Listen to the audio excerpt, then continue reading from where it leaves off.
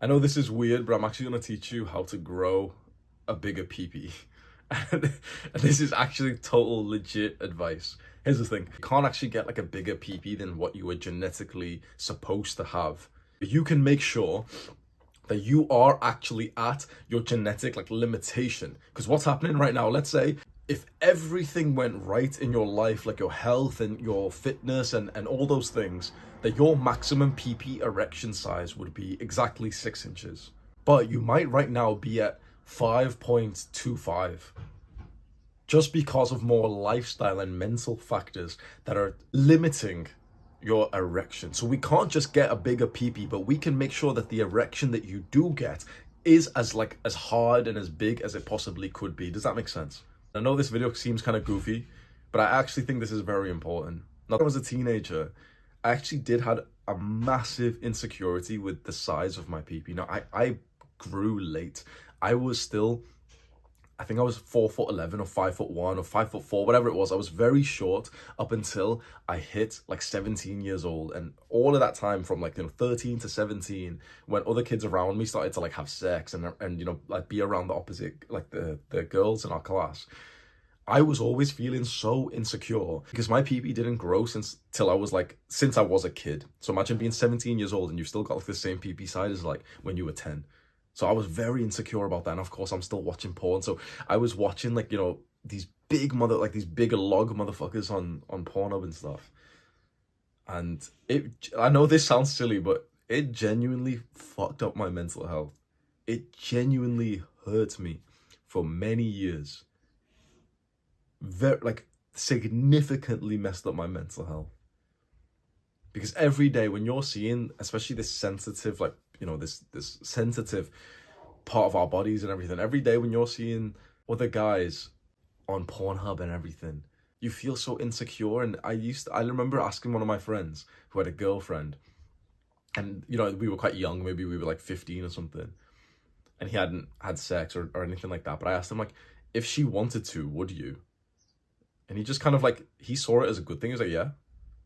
And in my mind, I saw like a girl wanting to be sexual with you as a bad thing automatically, because it meant that like I would have to show her that I was like, I had a small dick. And that's really messed up when you think about it, because that really made me like reserved in school and feeling awkward around girls. I was very lucky that at age 17, I hit puberty very late. I finally hit puberty. I went from like whatever height I was, 5'2", 5'3", 5'4", and I shot up like 7-8 inches in the space of like 6 months. And then everything else actually finally grew, and everything is fine now. But for a very long time, I was very insecure. But around this time, I started to really think deeply about being able to maximize the size of your PP. And so there's a few things you can do, which is very interesting, because I'm not going to tell you about any device or any weird stretching mechanism or anything like this. I've never bought a product for this. I've never done any weird workout routine.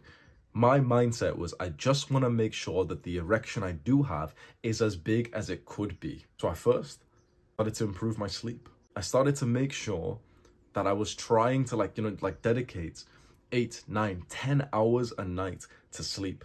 Because the way I saw it, it just made sense to me, right? I don't know the real research of this, but it made sense. If I'm supposed to sleep 9 hours a day or 8 hours a day, and I'm only sleeping 6, chances are my erection is probably going to get weakened, isn't it? I'd probably lose maybe a bit of the blood that would go in there, which would cause a bit like more of the girth or maybe the length, right? If you're going to be sleep deprived, most likely you're going to get a weaker erection. So in a weird way, sleeping more will make your PP bigger, because your erection will probably be more full. So I started sleeping all day. I'm like, okay, sweet, I'm never getting out of bed. But in a serious note, consistently going to bed, consistently waking up, making sure that I was never like sleep deprived. And I started to just have this kind of unwritten rule that I just don't miss my bedtime. There's a lot of people I know who've got such weird bedtimes. They don't even have a bedtime. They just go to sleep. They're on their computers staring at all the blue light till late and saying to themselves, like, oh, I can't. This is what you're like, your Jeffrey video gamer friends. They're literally looking at the blue light, hyper-stimulated video games. It's 10 p.m., 11 p.m., 12, and they're like, oh, well, I'm not even sleepy. so I'm not going to go to sleep, so I'm just going to keep playing games. That's not how it works. It's not that you're not sleepy and that you're just going to keep playing games. It's that you're playing video games, staring at the screen, and that's why you're not sleepy, because your brain's hyperactivated when you're playing games. Just imagine, some MRI scan of your brain. It's hyper lit up when you're playing video games, when you're watching TV shows, and you're processing all of this data. Of course it is. So I never, not even for work, miss my bedtime routine. Sometimes I'm 5 minutes late or something, but I never purposely look at the time and it's 9:30 and I'm thinking to myself, yeah, I'm just going to stay up and just do more work, or I'm just going to stay up and just watch some YouTube videos. I just stopped doing that. I just started having too much respect for myself to do that. Now, you don't need to actually go to bed at the same time that I do. You don't need to go to bed early or anything like that. You just need to have a consistent time that's good for you and then stop missing it. We're supposed to go to bed at roughly the same time every single night. And if you're not, if you've got a huge 1 hour difference, 2 hours, 3 hours, sometimes you go to sleep at 10, sometimes you go to sleep at 2. It's like your pee-pee's softer and smaller because of that. Now every guy is like, oh yeah, man, I'm not missing bedtime anymore. The next thing I did, my diet. Now, I tried to improve my diet for a very long time. This took me years, by the way. It turns out that the normal diet that everyone's eating is actually terrible for our health, mental health, and also just our erection strength. Because when you think about the erection you're gonna have after you've been eating McDonald's and sugar and those cheap donuts that you get from the supermarket that your mum buys for you, it's like you're probably not gonna get the rock hard style erection, are you? So I'm gonna tell you right now, if there's one thing that you eat that will give you the best erections, and this is something that I still do to this day that I never miss: eggs. Just eat as many eggs as realistically possible. Have at least 4 eggs per day, every day for the rest of your life. There's research that shows that eating eggs will kill you. There's research that shows that eating eggs is really healthy for you.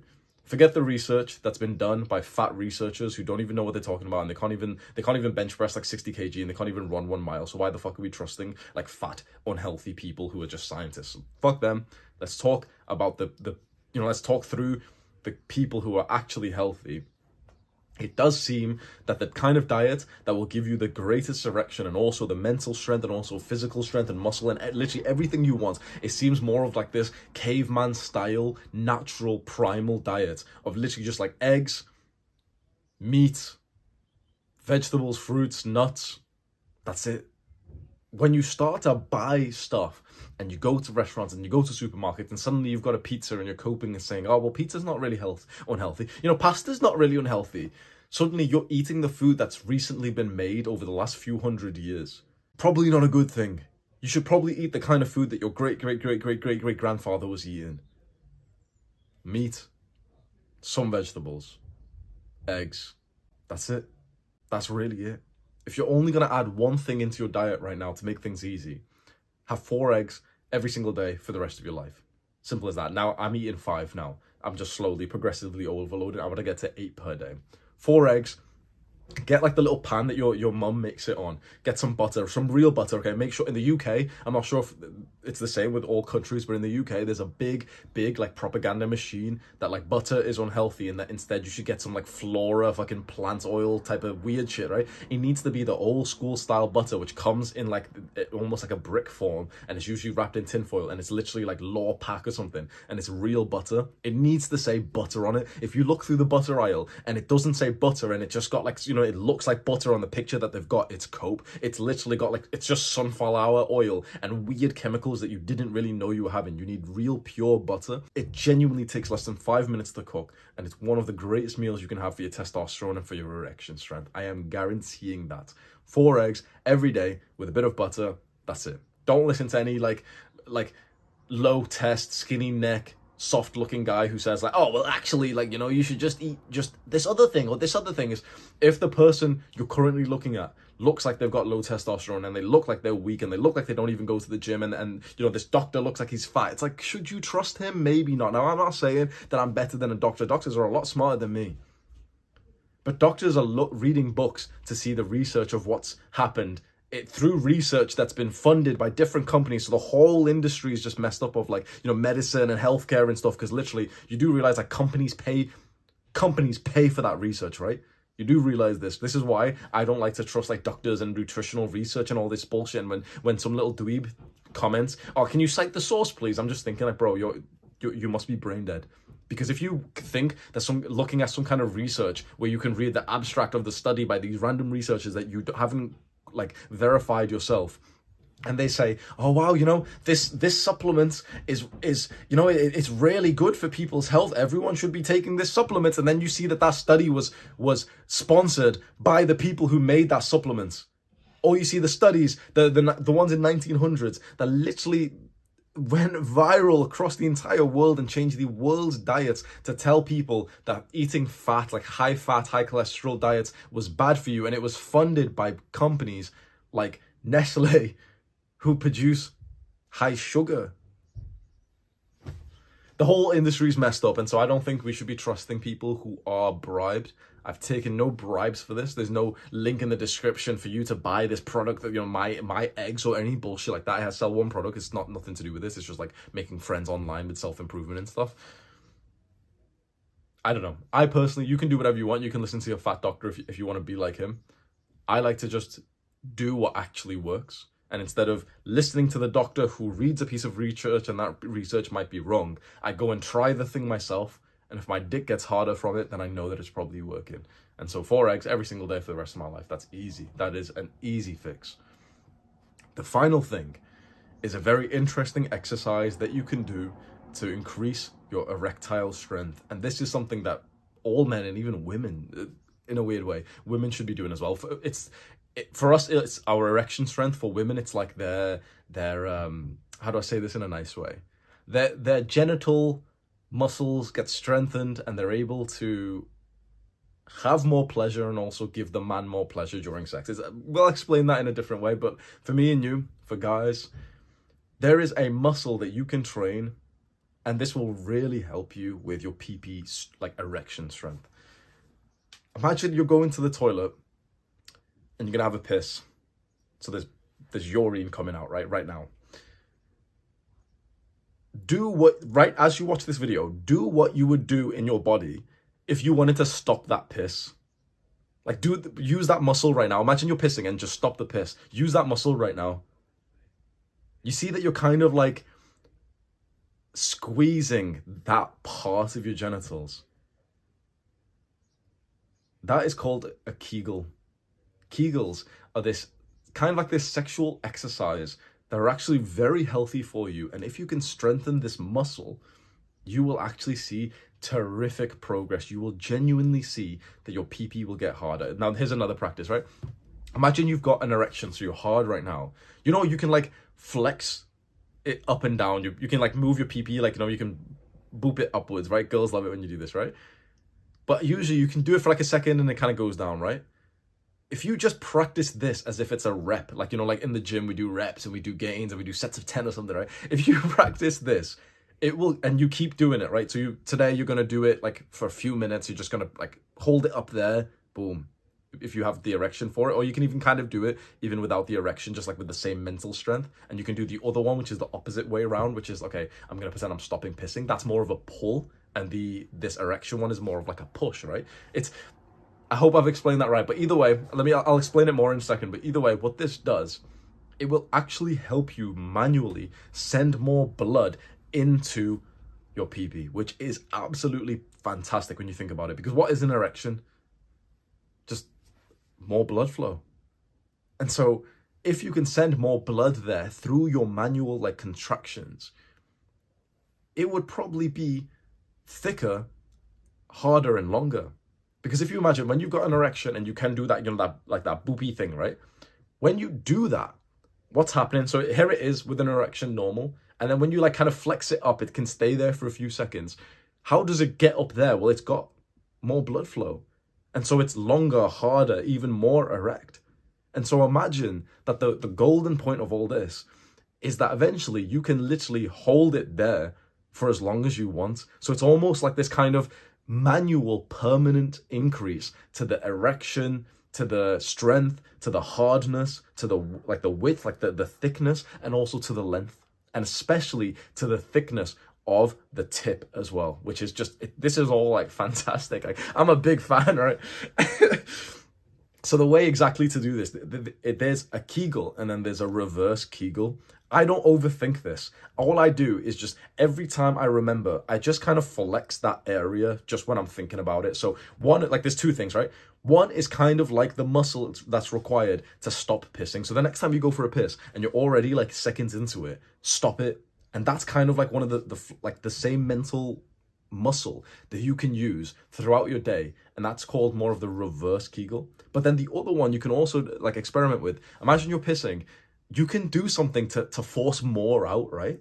That's kind of like the normal Kegel. And another way to describe this is when you've got an erection, like that boopy thing, like, you know, you can like flex it upwards and try and keep it there. So you need to find out which way you want to do it. But in general, the easy way to explain this without needing to overthink it, because there's so many videos to try and explain this, and I just got overwhelmed when I first was looking at this years ago. But the way I literally just think about it now, just flex that part of your PP. Maybe the best way to do it is just get an erection, but don't like be a Jeffrey and just get, you know, watch porn or waste time doing this. But if you just kind of like flex that part so that it gets harder and you can kind of like do the little, like the bop of your, this is, I know this sounds very like silly and I'm tempted not to release this video, but the truth is, like, it really did help me. This is like one of the things that we as young men, we are quite sensitive about. And if I didn't see this kind of advice online, I think I would have stayed quite sensitive and insecure for a lot longer. But the moment I discovered that there were some practical things that I could do to increase my PP, like erection size, I started to feel a lot more positive. And suddenly it became more of like another self-improvement habit that I was adding in, which is what I did, by the way. I had Kegels as part of my habit tracker, and I'd just spend like 5-10 minutes, or I'd do like 50 reps per day. And it made me feel positive. And so I know that this is a weird video, and I apologize, it's like vulgar in some areas, and I know that like some young guys watch me. But I needed to actually hear a video like this from a guy that I liked when I was 13, 14, 15, 16, 17, 18. Like, I needed to hear it, honestly. So I apologize if this video has offended anyone. I hope that you haven't watched it out loud on your speakers with your parents next to you. That might be awkward. And I mentioned that I don't have like a PP testosterone boosting supplement or anything like that I'm trying to sell you in this video. But if you are really dedicated on your self-improvement journey and you want to join a community of other guys just like yourself around the world and also get like direct lessons from me and calls and all that stuff, it's Adonis School, which is my private community. It's the only thing that I sell. It's a little bit pricey, I totally understand that, but it is genuinely my best work. And there's a lot of good people in there. Luke Belmar, Derek, More Plates, More Dates. I think Ali Abdal's just joined it. Chris Williamson. I just sent everyone on my WhatsApp, like just a copy and paste message, just telling them, like, yo, if you want to join, you know, it'd be nice. Like, everyone in there will see you. So Luke Belmar's been quite active. He's been posting for the guys and everything, which is nice. So if you're interested, I'm not even trying to sell it to you hard or anything, but I honestly do think it's a terrific community to join. And I see the transformation of the guys who've been in there. And me and my brother were talking about it, just saying, like, imagine when we were 14, 15, 16, if we had this kind of support, if we had us as we are, these adults, when we were 16 years old, when we had all these random questions about family, about girls, about nofap and habits and addictions and, you know, struggles. It's very powerful. Very, very powerful. So that's the top link in the description. You can go click that right now. Do the hard work, especially when you don't feel like it. Mwah!